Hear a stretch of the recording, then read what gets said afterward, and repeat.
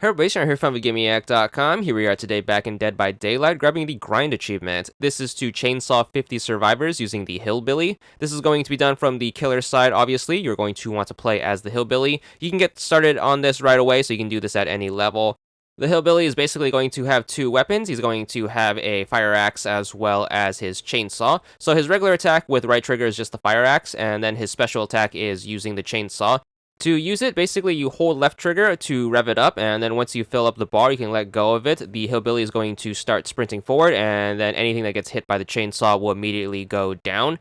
The major drawbacks to the chainsaw are obviously going to be its difficulty in steering, as well as the fact that whenever you hit an obstacle, the Hillbilly is going to get stunned for a bit.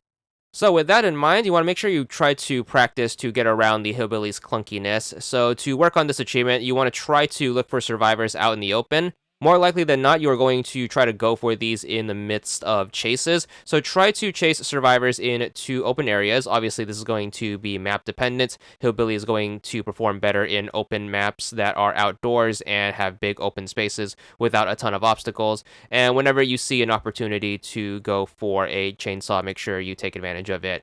So if you are chasing the survivor in a straight line in an open area, or if you notice a survivor all alone in a big open field, make sure you chainsaw sprint and hopefully you should be able to hit them. Make sure you practice your timing as well as working around the stiff turning radius. Keep in mind they can very easily avoid the chainsaw just by moving slightly to one side or the other, so make sure you do get them on that slight turn. And of course, do take advantage of any survivors who are going to be standing still. So anyone who's trying to fix any generators or trying to repair the exit gates or are just giving you a hard time at any one of these locations.